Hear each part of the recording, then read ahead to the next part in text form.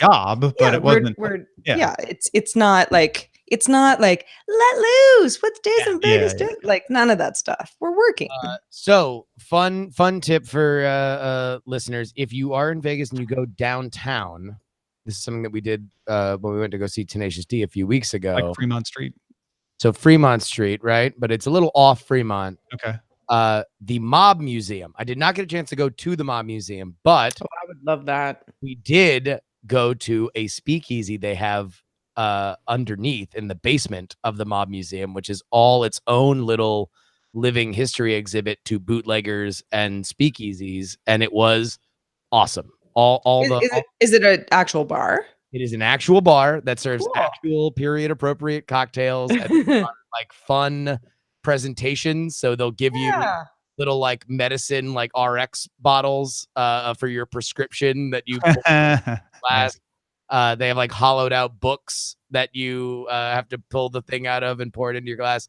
But very, very fun. And it's legit. Like you do need to have the password, which you have to like sign up for their Instagram or their Facebook to get. But they will not let you in if you don't know the password.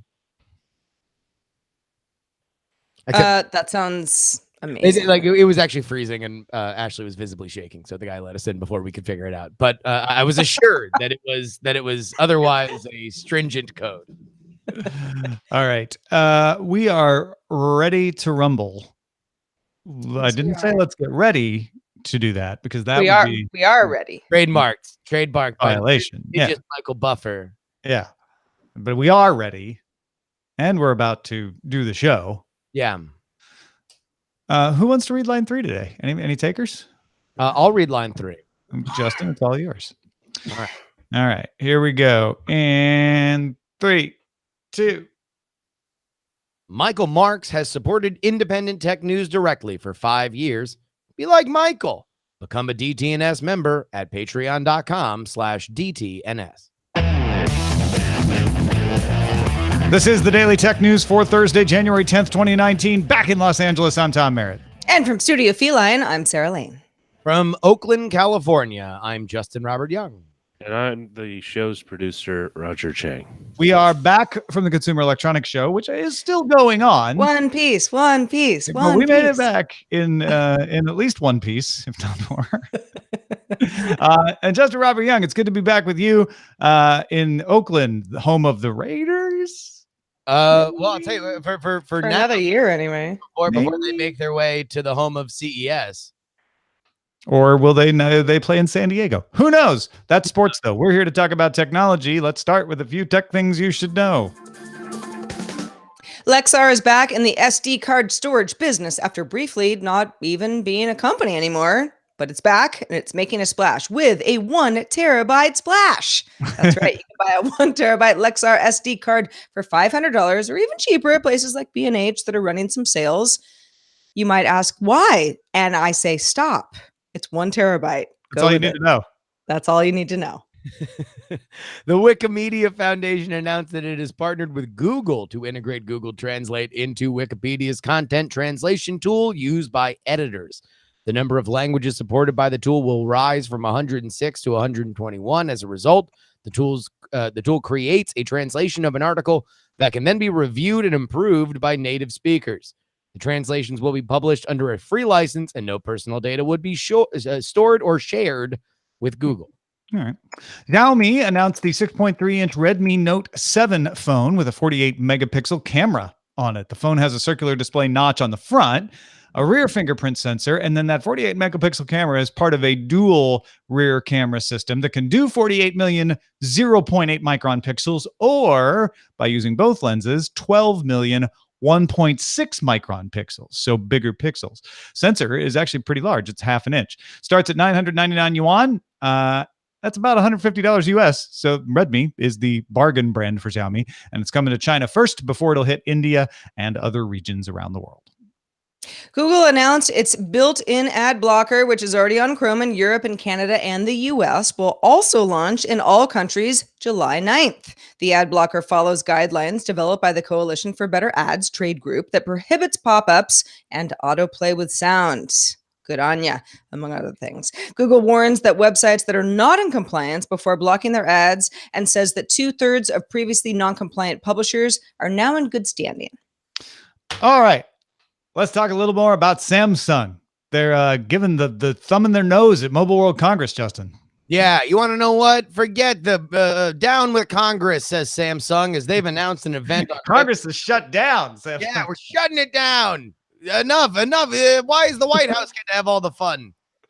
Samsung announced an event on Friday, February 20th at the Bill Graham Civic Auditorium in San Francisco with a simultaneous keynote in London. And the Wall Street Journal reports that the company plans to announce 3 new Galaxy S10 models. A lower-end Galaxy S10 Lite with a 5.8-inch display, Galaxy S10 with a 6.1-inch display, and a Galaxy S10 Plus with a 6.4-inch display, all for a March release. And a new foldable smartphone dubbed the Galaxy Fold. Samsung reportedly decided to move its announcement before Mobile World Congress in Barcelona, which takes place on February 25th to the 28th this year, to get ahead of Huawei, which plans to announce their own foldable smartphone at the trade show. Origami, sorry, Tom, my origami swan is ringing. Is it? I think I used to do my laundry at the Galaxy Fold in Austin. It was a good place. Well, what else would you call it, really? I mean, that's the line, right? So you've got a Samsung. It's the Galaxy A10, the Galaxy S10. Wouldn't it just be the Galaxy FU10? I or fold up. That's yeah, of course. This is great. We're gonna get the new S10 models a little earlier, and they won't get lost in the Mobile World Congress. Good for you, Samsung. We'll pace it out a little bit. Foldables, as we saw at CES, get a lot of attention. That Royal, as clunky as it was, everybody was elbowing each other out of the way to get to see that foldable from Royal. So yeah, Samsung in a bitter battle with Huawei, because Huawei is dominating them in China and Samsung doesn't want that to happen to them elsewhere, wants to get a step on them, right? And make sure that everybody knows about their foldable and how much better it's going to be before they hear about the Huawei one. This all makes sense to me if it's true. Well, and also, it's not like Samsung won't have some kind of presence at a Mobile World Congress in the same way that technology companies that don't present at CES still have a presence at CES, if even in an unofficial capacity. This is kind of a trend that we've seen throughout all media. You don't need to go to the big event anymore. Nintendo doesn't have to go to E3. Apple doesn't have to go to CES or even the Mac World. Like, they can do whatever they want and make their own announcements. Well, it's also just, it's timing, right? If Samsung can announce their foldable phone before everybody else does, which is guaranteed to be in Barcelona at the end of February, then at least they can control the press, the tech press, for what, a week? Yeah. So no, exactly. And then everybody who goes to MWC immediately wants to go see the S10 if they haven't already, right? I mean, all the press will have seen it by then, but a lot of the distributors and retailers that might show up will be like, all right, yeah, well, I'm going to be at Mobile World Congress. Can't wait to get my hands on that and see what it looks like. So, sure, this is all great. I'm looking forward to February 20th. The Advocate General and advisor to the EU's top court said that Google can limit its compliance with the right to be forgotten request to searches made within the European Union, backing an appeal by Google against a French fine. Now, France's CNIL Data Protection Authority restated its view that the right should apply regardless of the location of the person doing a search. The European Court of Justice usually follows the advice of the Advocate General, though they're not bound to. So yeah, if you're like, wait a minute, was that? Basically, the Advocate General said European laws shouldn't apply outside of Europe. If Google is complying with these requests to people who are within Europe when they try to search on Google, that's all we should care about. If some Canadian is searching and the right to be forgotten listing shows up in Canada, that's not our problem. Now, it would be interesting if the court decided to go against the Advocate General, which is not impossible, but it's highly unusual. So most people are treating this as the last word. and therefore Google won this round at limiting the right to be forgotten to Europe, which, I mean, maybe I'd feel differently if I was more in favor of the right to be forgotten as a strong rule, or maybe if I lived in Europe. But to me, this just seems like it makes sense. European rules should only apply in Europe. Sure. Although you can never be too sure if you are talking about European regulations, which have a way of finding themselves in many, many different places where, as at least by an American standard, you would not think that they would make their way. So I think that for Google, this is a more important victory than we might think initially, because you never know where it can go. It makes me think of the conversation around the GDPR sometimes was, hey, this is great because even though it only applies to Europe, it's going to cause better privacy protection elsewhere. But that wasn't a legal effect. It was a knock-on effect. It was companies saying, well, if we're going to have to deal with GDPR in Europe, we might as well apply these rules everywhere because it's just cheaper. It's more efficient, whatever. This is different. This is Google saying, no, it's perfectly fine for us to just remove it in our in search engines for people searching from Europe. We don't want to do it elsewhere. And the Advocate General saying, well, you shouldn't be forced to by the law. By the way, I want to point out, when we were talking about the foldables, I'm sure there's a couple people out there like, but why do I want a foldable? We've discussed that a few times over the past few days. That's why we sort of skipped that conversation, but we will return to it, I'm sure, on February 20th. So stay tuned. A study published in the Science Advances journal found fewer than 9% of Facebook users shared fake news links during the 2016 U.S. election, not the midterms, the presidential election of 2016, fewer than 9%. But most of you would have guessed it was a higher amount. Most of those were shared by people older than 65. Now, this wasn't just because, oh, well, it was only shared by conservatives and they're all old. Even when you control for ideology and party, turns out people older than 65 tend to share fake news more than other people. There's lots of suppositions on why that would be. There's been plenty of evidence that as you get older, all of us become a little more susceptible, a little less critical, and so that can be having an effect. The researchers relied on domains from journalist Craig Silverman combined with lists from fact-checking organizations in order to determine what was actually fake. So they weren't just making it up by saying, that looks fake to me. They had some outside information. The survey was planned before the election, and the discussion about the effect of social media on the election. So they weren't looking for this effect going in. They were just looking for behavior. They also looked at the actual behavior. They got people to agree to share their Facebook behavior. It wasn't just self-reported. So this is actual behavior on Facebook.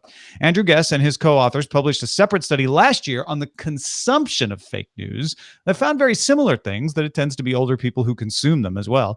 And Guess told Ars Technica, it is not the case that fake news was being spread by people who were undecided or moderate, which I think would need to be the case in order for this to have big effects, for people to be swayed by this content. So now 2 studies from the same group indicating that if you want to stop fake news, maybe don't target the kids, maybe don't target the moderates, maybe target the older people. Yeah. That would be consistent with what we have seen of known actors that have spread certain memes that have become publicly available. They are not targeted at moderates. They are targeted at people with very, very, very entrenched opinions. The Russian troll farms that were infecting our timelines very much were playing on confirmation bias. And this is something that is a larger problem around the internet. However, it does not surprise me that it is, 65 and up. Look, we all at a certain point believe that we are drifting away from the pulse of some of the mainstream. This is something that happens naturally for older folks who are on Facebook. This is a bright, new, shiny world where information is coming at you faster than it ever has in your life. And you have more perspective on how impressive that is, comparable to when you were younger. So, and all kidding aside, it's like we can all point to services, apps, whatever, the shiny new thing where I'm like, I don't know, I know kids like it, but I don't really get it. TikTok, I mean, I'm in the business of trying to get it as much as possible, but imagine if that wasn't my livelihood. Being able to share news in a way that seems legitimate. You're trying to, be social and all of that stuff as an older person. I can see how confusing that actually is. Well, I mean, I think you touched on something. It's almost generational. Like with every new media advancement, whether it's radio, television, there has been a schism as people try to place contextual things that they've used to know onto a new medium and try to work within those boundaries, which don't often apply. And so they're applying rules from something else to something new that to them is as alien as like radio would have been to someone like you. Well, a couple things here. First of all, we're starting to tend to sound like old people. They just can't do it right. And there are plenty of people who are over 65 who are very offended right now. Like, I know exactly how to use Facebook. Don't insult me. We're not talking about you. No. And honestly, this study says, look, the people who we studied know how to use Facebook very well. They weren't confused on how it worked. They just got tricked into believing they were sharing something real when they weren't. And that doesn't have to do with tech savviness. That's something else. No, Well, I agree, Tom. You can have a full look. They had enough of a knowledge of how to use Facebook to share it, right? They had enough of a knowledge of how to use that platform to do it. The question is exactly how much more time they spend on the internet, or is Facebook the largest way that they interact with people? And if those are the channels in which they're seeing, then how could you possibly blame somebody? Well, let's move on to some privacy issues that affect people of all ages, shall we? The Intercept reports that sources say Amazon's Ring security cameras have some privacy issues. Specifically, one source says that back in 2016, Ring provided its Ukraine-based research and development team access to an unencrypted folder on Amazon's S3 cloud storage service that contained every video created by every Ring camera around the world. Now, you might say, okay, well, what does that mean? The information reported similar practices last month, and apparently the Ukraine team had access to a database that linked each specific video file to corresponding specific Ring customers. So, if you wanted to look at anything that was going on in a Ring customer's home, if they had a Ring camera set up, all you needed was their email address. Now, Ring says it only uses videos for computer vision training that it has permission to use and has zero tolerance for abuse of our systems. Yeah, this article from The Intercept struck me as a little bit sensationalist. It spends a lot of time talking about how silly it is that they talk about their machine learning, and yet they had people circling things to identify them. That's actually pretty typical in training machine learning. You have humans come in Sure. and you have them teach the machine. So train that wouldn't necessarily be a problem to have people looking at the videos. Now, if the videos were not supposed to be shared with anyone else, that would be a violation of Ring's privacy. Ring says that doesn't happen. The Intercept says otherwise. And it sounds like to me that Ring was taking shortcuts, that they said, look, let's give the engineers who are involved in this project access to this database. It's going to take too much time to encrypt it. It's going to be too costly. We'll just trust the engineers not to share it. And that's important to realize. Nothing was shared. It doesn't. There doesn't seem to have been a leak. There aren't any horrible stories like there were with the Uber God mode of following reporters around. It doesn't seem like anything but you bad mentioned actually. God mode, and it does sound like what was happening, at least according to There were sources. examples with Uber where they were, saying we actually followed people. Here, Sure. it looks like maybe employees looked at each other's cameras, but Exactly. It sounds like more of a get a load of this guy. Yeah, but there's no story that they spied on someone and looked at someone's camera. It's that they had the ability to do that. They had the access to do that. Anyway, I make that point because it's easy to overreact, especially in this day and age, to this story. And what Ring did was take shortcuts that they shouldn't in this climate. I think that this one was also a little sensationalistic, and it's one of those things where I really wish there was more context into how this engineering team was put together and exactly how long and how difficult it was to get access to what they had. But it was a bad thing. They should have done it right. They should have encrypted it, and they should have limited access. Yeah. And they say that they don't allow it, and I hope that's true now, even if it wasn't in the past. WeChat executive Zhang Xiaolong, aka Alan, spoke for 4 hours Wednesday at WeChat's annual conference. That's a long speech. Well, I know he's a rock star to WeChat. You had government people there. You had housewives there. Like this is one of those stories where like, hey, folks, you should realize, get outside your bubble. It's not all about Tim Cook and Steve Bezos in the world. Or Jeff. Or Jeff. I don't know. It's not all about Steve Bezos either. That guy. I don't even know who he is. But stop talking what a scamp. While many apps are accused of manipulating people to spend more time on them, WeChat says its goal is to make user sessions short and efficient. WeChat has more than 1 billion daily users, 3/4 of whom check WeChat Moments, the newsfeed of friends' updates, more than 10 times a day. So this is same scale, same problem as Facebook. And so they're saying the same things. We want, quality interactions.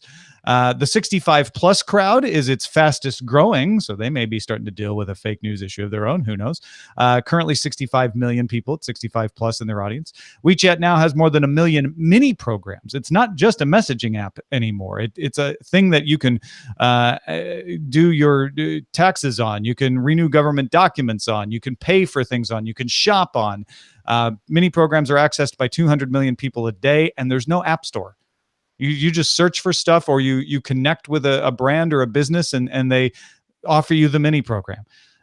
So I threw this in the lineup because I want to reset people's perspectives. Like we don't talk about WeChat enough. This has got 1 billion users, and yes, mostly in China, almost entirely in China.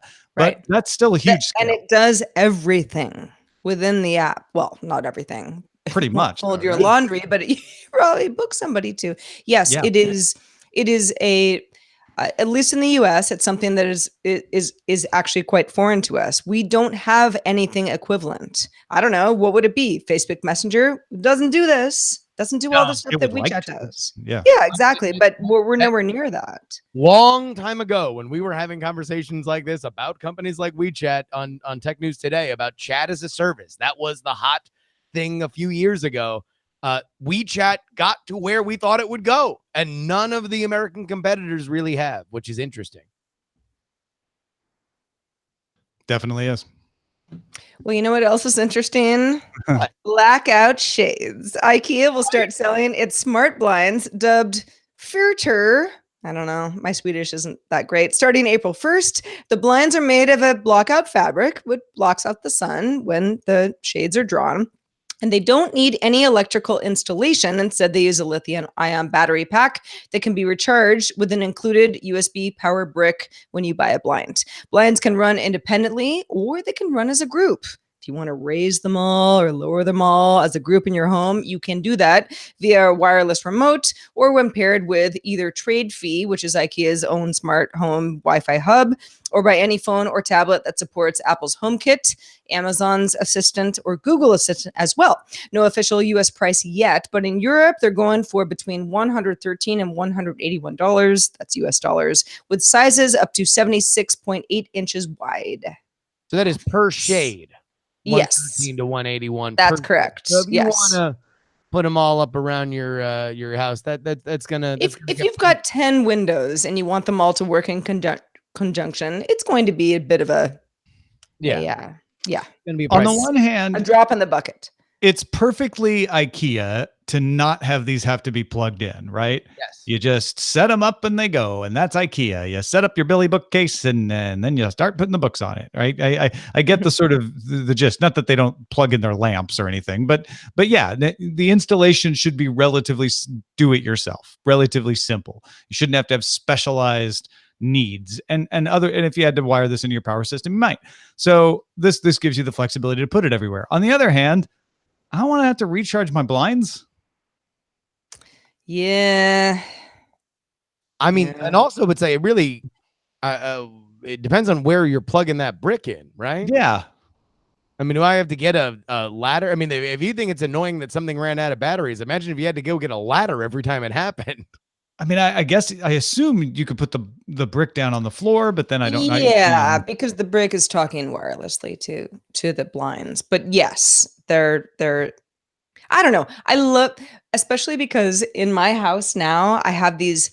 I don't know if you guys are familiar with the blinds where you like raise and lower them without a string. You just raise and lower the blinds themselves. Horrible. Hate them. I would love to have this as a solution, especially because it's like, I don't know, at 10 a.m., lower everything. At 4 p.m., raise everything. That sort of thing. I love the idea of smart blinds. I would lower the blinds. Look, as somebody who has 3 darling little cockatiels living in the same room that I sleep in, blackout anything is a must if you dare to sleep beyond a certain hour. And I would love to have it a more automated system than trying to draw a curtain. Well, yeah, and having blackout curtains means you are more likely to oversleep, even though you sleep well. So being able to tell your assistant, like, raise the blinds at 7:30 a.m., you know, is pretty cool. It is pretty cool. Smartphone case Spigen is partnering with a startup called Osea for wireless charging that lets you keep your phone in your hand. A prototype of the Forever Sleeve works with a base station that beams RF power to the case. Osea showed off the concept at last year's CES with a hope to launch by the end of 2018. This year, they have a partner, but say 2020 is more likely. Another company called Engeneris is developing a similar system. Both are only powerful enough to charge phone. Not Ellen DeGeneres, Energis. Yeah. So this is the solution to the blinds. I didn't even think about that till just the second. Yeah. You get Ikea, get on it. You get the Osea wireless charging that's just constantly charging your blinds battery. Done. Anyway, no, this is meant to be, again, they're working with Spigen to make cases so that when you're in your house, presumably, I mean, this thing can go around corners, but, it's probably only going to cover a small area. But the idea is you don't have to keep your phone plugged in. You can leave it in your pocket, leave it in your handbag, whatever, and it will stay topped up. It's not powerful enough to do laptop batteries or anything like that, but yeah, I mean, instead of having to say, oh, you know what, I need to plug this in, or even if you have a wireless charging that you have to lay the phone on, you won't have to leave it there. You can just stop thinking about where you put your phone. I've always thought this is kind of a holy grail for where we're going, considering we need more and more things that have batteries, and we are to the point where we are complaining about where the charging port is on our blinds. So I think this is a very, very, very helpful technology that I hopefully will continue to go forward. And I'm already seeing the headlines that it'll, give us cancer or something like that. But I'll take it. Give us a year to talk about at next CES why it's not shipping till 2021. Absolutely. No, it'll be interesting to see. Last year, they just showed off the technology. This year, they have a partner, so they're making progress. Hey, folks, if you want to get all the tech headlines each day in about 5 minutes, be sure to subscribe to dailytechheadlines.com. Also, thanks to everyone who participates in our subreddit, you the best. Submit stories and vote on other stories at dailytechnewsshow.com. dailytechnewsshow.reddit.com. I should really know that. Commit it to memory, Sarah. And also on Facebook at facebook.com/groups/Daily Tech News Show. It's almost like you covered the United States' largest trade show for the past 3 days. Yeah. Hey, speaking of mail, which we weren't, but we do get it. Let's check out the mailbag. Let's do it. In our Discord, actually, Doctor gave us the following review of his newly purchased Garmin VivoActive 3 music watch. Doctor says, so I'm liking the watch. I was surprised to find out that the casing is plastic, but it's sturdy, and I like how light it makes the watch on my wrist. It's an LCD, so I can keep the screen on and be visible in full light, but invisible in the darkness. Heart rate, sleep, and step tracking all rock. Battery life is incredible at a bit over 4 days. The only downside is then when replying to messages, you can only use canned responses, whereas I was expecting to be able to use a keyboard and type something out like my old watch, but I never really used it that much, so oh well. See, that's why they got rid of that, because the keyboard's so clunky on watches that people don't use it. Yeah. So, without something like the swipe thing they do on the Apple Watch, it's probably better to just have canned responses or voice recognition or something like that. But yeah, I like this because it's an actual person using the device, and it's one that we don't hear enough about. We hear about Google Watches, we hear about Apple Watch all the time. We don't hear about Garmin VivoActive that often. Yeah, thanks, Doctor. Keep it coming, everybody. And also thanks to Justin Robert Young for being with us this fine Thursday. We missed you. What have you been doing for the last week? Oh, well, I've been hard at work on the brand new Night Attack album. If you're unfamiliar, I do a comedy show with my pal Brian Brushwood, and we have come out with a few comedy albums over the years. The newest will be on January 22nd. The brand new album entitled All's Well will feature not only the comedy stylings of Brian and I, but also the original music created by one of the best contributors to our community, Stephen Cogswell, for 3 years, friends. Stephen Cogswell every week has made an original song using the words that we said on the previous week's episode. It's how we open every episode of Night Attack, and we have now collected the best of his work onto one album, along with original tracks from Brian and I. All's Well on January 22nd. Excellent. Folks, if you didn't know, there are a million ways to support DTNS by giving us $1 million. Just that's your million ways right there. No, there's lots of different ways to support us. There's obviously Patreon. We talk about that all the time. There's just listening to the ads on the free version of the show. There's PayPal. There's merchandise in our store, dailytechnewsshow.com/store. But even if you know all this, go to dailytechnewsshow.com/support and check out the video that Joe Kuntz did to explain all those different ways. It was really cute. It's really fun. And we thank him for putting that together for us. And don't forget, folks, if you are a patron at the $5, the associate producer level, you've got a brand new column from Roger Chang about the things that caught his eye at the Consumer Electronics Show and a perspective that only Roger has. So check it out, patreon.com/DTNS. We could not do this without your feedback. Your feedback helps make our show alive. Feedback at dailytechnewsshow.com is where to direct those emails. We're also live Monday through Friday at 4:30 p.m. Eastern, 21:30 UTC. Find out more. Tell a friend. Tell your mom. Tell your aunt at dailytechnewsshow.com/live. We'll be back tomorrow. Talk to you then. Whoa, that's the wrong button. This show is part of the Frog Pants Network. Get more at frogpants.com. Diamond Club hopes you have enjoyed this program. Or your uncle. Yeah. Not to, not to box out all the uncles out there.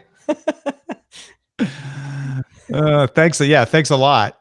As an uncle, I was very offended. Immediately, I realized how Otis maybe do it. Otis is an uncle, probably. We don't know. You don't know. Mm-hmm. No one really knows. He's definitely a younger brother. Yeah, is he? He might be. Well, to Sam and Lucy. Yeah. Oh, well, sure. He's the yeah. bratty younger brother. Adoptive brother. Right, of course. Yeah. That they're like, oh, he's still living with us? Thought when you were at CES and he went to the dog sitter that he would never come back. I think my dogs thought I would never come back. Yeah. You know what? I can't believe we didn't talk about solar power with the blinds. Wouldn't that be an obvious solution to charging up the battery since they're in the window? Well, but that's not what they're doing. Well, but why not? Just put a little solar panel that sits in the window and then connects to the battery and charges up the blinds. Done. And it's in the window, and that's a whole thing. Like, where do you put it? Just in the corner. You won't even notice it. Maybe you're right, but that would be my first question. Is it going to like get in the way of my window? All right. Fair enough. Yeah. Get out of my dreams and into my window. That's what I want. My dreams. That sounds like Michael McDonald doing Billy Ocean. I have a bit of a. Well, somebody pointed out that I'm turning into Michael McDonald. I look like a young Michael McDonald. Yeah, but you need to wear more Trader Joe's shirts. Just because you have a beard. No, there was a picture. Somebody put a side-by-side picture of me and it was uncannily similar. Enough. That I'm turning into him minute by minute by minute.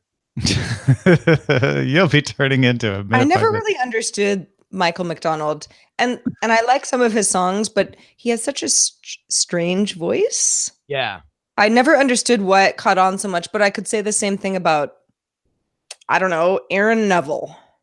Oh, I You're love like, Aaron oh. Neville. But I love but it. again, specific voice. If you don't like it, you're not gonna like any of that stuff. All right, we got some title ideas here. All right. My origami swan is ringing. We've got ring the alarm on privacy. Okay. WeChat for a long time. And the Galaxy FU. There's also Facebook's Elder Scrolls. Elder Scrolls? Yeah, it's a fake news thing. Get out of my Steve Bezos. Steve Bezos. Yeah, that must be my brain slowly overriding. And also his Jobs. kid brother Jeff. The Steve Jobs sector is slowly being overwritten with Jeff Bezos as he became the richest man and the most valuable company, but it hadn't quite finished. Yeah. So yeah. Fair. Shade thrown at IKEA. Oh, that's funny. You like that? I like that one. Open bio. He even did like the Swedish diacritical marks on shade, even though that would be lost on most people. Well, it probably is totally not correct or anything, but it's funny. The Swedish people are going to be like, that doesn't make any sense. And the rest of us are going to be like, that's really funny. All right, then, yeah. You guys have IKEA. Stop complaining.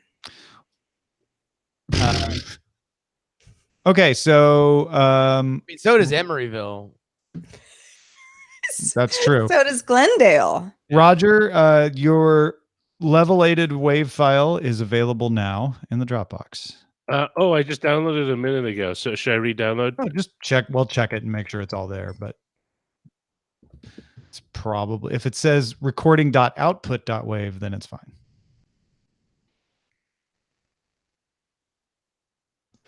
Why is DTNS 3441 in draft mode instead of published? Billy Ocean. Like last Friday's episode. Roger. It was last Friday's episode is the last Friday's episode is in draft. No longer. That's weird. Actually, I don't think it is. Hold on. Maybe it's just showing me something weird. It's yeah. Okay, sorry. It was showing me a cached version of it. Nope. Don't scare me like that. False alarm. My problem. No, my mistake. All right. Carry on, my wayward son. Is it good to be home? It's good to be home.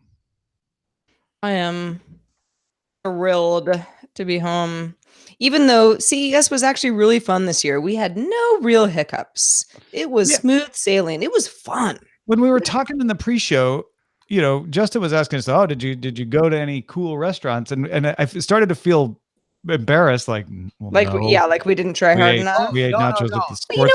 We hold on. The reason I say that is we wanted to make sure we didn't hate CES, and we succeeded. True. Yeah. And for the record, there were some after hours parties that we all kind of looked at each other like, well, do you want to go? If you want to go, and then we all sort of like, let's just go to bed. Yeah. No, my question about the food, because again, I'm here for all Vegas food. I'm here for the really nice stuff. I'm here for which sports book has the best nachos. Like, I'll be honest, the sports book at the Westgate had some pretty tasty nachos. Pretty good ballpark nachos. Yeah, that's what I would call it. But with decent meat, and that was a good meal. Classic ballpark nachos with elevated chicken. That's right. Chicken was better than you'd get at a ballpark. See, that was what. So it was queso, but like with all the good fixings. But with good stuff. Yeah, like, I'm all about that. In general, as like here's the bargain that Vegas made. Number one, you're gonna have to pay more than $3 for food, but it's going to be really, really better than you should expect for the money food. Yeah, probably. Like if you were, it's better better than you would like if those nachos were $9 and you're like, man, those nachos should only be $6. Yeah. Those are not real prices. I'm just using that as an example. You'll eat them and go, well, they're better than $6 nachos. So, Yes. yeah. In I really liked the sushi we had too. It was very tasty. Where were you guys staying? We stayed at the Westgate. We did not have sushi at the Westgate. We had Formerly sushi. the Hilton, formerly the LV. Well, yeah, it was the Las Vegas Hilton forever, and then it was Yeah. LVH when it lost its Hilton affiliation until it got Right. sold to Westgate Resorts, and now it's the Westgate. Which is at I don't know my directions, the other end The of north, the it's by the North convention Hall. center. Yeah, So exactly. it's on the north end of the convention Yeah. center. Pretty convenient, actually. It was very convenient, and my mom taught me if you can't say anything nice, don't say anything at all. If you can't say anything nice, say it's convenient. Say it has very nice tile. The floors are amazing. There were lots of nice things about the Westgate. I'd like a coffee maker in my room next time. Had a great sports Girl can dream. room, whatever you call that. Love room. the sports book. Well, the Las Vegas Hilton, which I guess is now, so I guess that is now the Westin. Yeah, same place. Not West End, Westgate. Yes. No. It has a famous football bettors league. Basically, it's called. Oh, really? Oh, I believe it's called the Super Contest. Okay, and they call their sports book the Super Book, so that makes sense. Yeah, and it's very, it's a high price to get in, right? But it is like a it's a cool club. no, you can like win a lot of money. Like it's one of those things that if you really like, you pick like 3 games a week, and then you are tallied on how well you did on the games that you selected and whether or not your teams beat the spread. Mm. And Oh, you can win a lot of money if you are in a certain strata by the end of it. I bet Mazzula would know a lot about this. Nitz probably would. He by the way, if you are into the food situation, go follow his Twitter. He did a great comprehensive list of on strip, off strip, with a expense card or without, and then downtown. But there's nobody on earth who knows Las Vegas. Fun fact, a friend of mine who works for Jose Andres got a hold of me and was like, some guy that you follow did a really very cool breakdown of all the best places to eat in Vegas if you happen to be there. Like, who's this guy? He really knows his stuff. And I was like, it's Mazzula. Yeah. Yeah. And by the way, the Jose Andres restaurant that he shouted out was, it's man, no, I know that there's It's in I can't Cosmo. remember where it is. It's Yeah, it must be in the Cosmo. yeah, that we've gone to a couple times. And in fact, we just went with Brian and Bonnie when we were there, but they got a great I mean, obviously all the Spanish food stuff is amazing, but they also have a great gin and tonic. Although it costs like $50. It's like so expensive. But Gin and tonic. it's like a $50. $1 gin and tonic or something like that. But it's like the best gin and tonic in Vegas. Tight. But what? So how do you elevate a gin and tonic? Because it's gin and tonic. So I imagine you have to either use really expensive tonic water and really great gin, or do you add things to it? I think that there's another little like bitters concoction or Okay. All right. There's got to be something. Yeah, Also, here's my other question. Yeah. Why ever choose tonic when you can choose club soda? Because here's why. The problem that we have had in America is that we have garbage tonic in general. Is that what it is? Because I hate tonic water. Problem with gin and tonic as a drink, as thought of by Americans, is that we have like Schweppes and the stuff out of the gun at a bar. That's pretty much dominated the market forever. Schweppes, the Westgate Hotel. It for tonic ruins a water. drink rather than enhances it. Yeah. So obviously England has always been in love with the gin and tonic, but the gin and tonic, the reason why it's in the Jose Andres restaurant is about 10 years ago, it became very popular in Spain because people started experimenting with all these different kinds of kind of like artisanal tonic ideas or house-made tonics. And it became very, very, very popular. So in general, what I would say is if you don't like a gin and tonic, it's now fairly widely available on Amazon and at grocery stores, is Fever Tree. Get Fever Tree tonic. That is a good tonic. I believe you will enjoy a gin and tonic.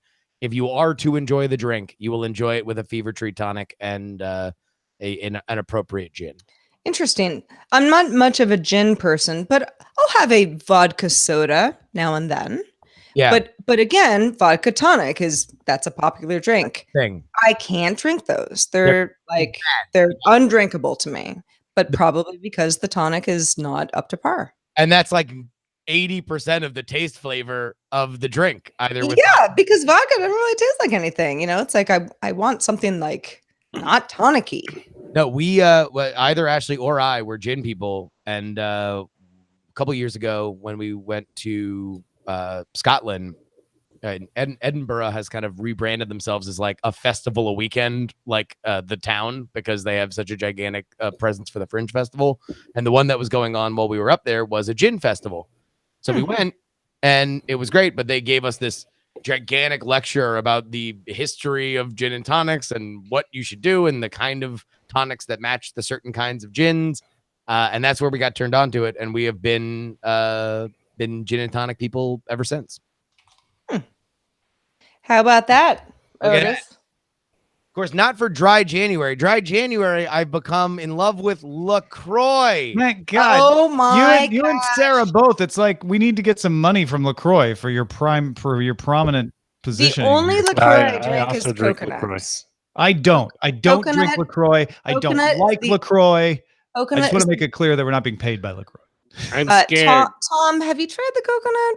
I have not tried the coconut. No. Okay, well, you try the coconut and then you get back to me, because I'm telling you, this thing, I have to stop myself from drinking 4 of these a day. They're so good. Stop drinking LaCroix. I know.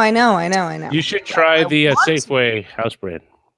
LaCroix, the Westgate Hotel. By the way, Roger, you had mentioned that Vons or the Safeway chains did not carry LaCroix anymore.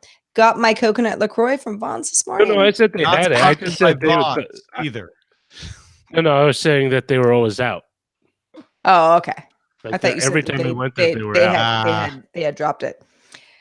I am obsessed with coconut LaCroix. No, I don't know why it's so good. And LaCroix, just email us if you want Sarah's email address. We'll hook you guys up. No, I've heard... I don't like any of the other flavors. I'm not like a LaCroix, like I'm like, I like sparkling ice. That's the one I like. Oh, me? I'm a pamplemousse man myself. Grapefruit flavored LaCroix. It's delicious. Yeah, see, I don't even F for that any of that stuff. By Natalie and Jack. Jack, of course, being Jack Conti, founder of Patreon.com. Is that the connection here, Justin? No, I don't think that this one would ban a random YouTuber that would affect my bottom line. But no. See, here's the thing with neither coconut. will my First of all, from the tap. It's the best flavor. It's also gold and like the coolest can. Like it's like you might as well be carrying like a cool purse with you. I like a fashion statement. Plain water in a St. Louis Blues pint glass. So that's why I was drinking so much water, because I wasn't drinking alcohol, and I just needed some fixation. And also, how's dry Jan going? It's it's actually going better than I thought. You want to know what I found out? It's easier as it goes along. You want to know what Justin found out? Stick around, audio people. Sure. You'll find out. Video people, thanks for watching. We'll talk to you tomorrow.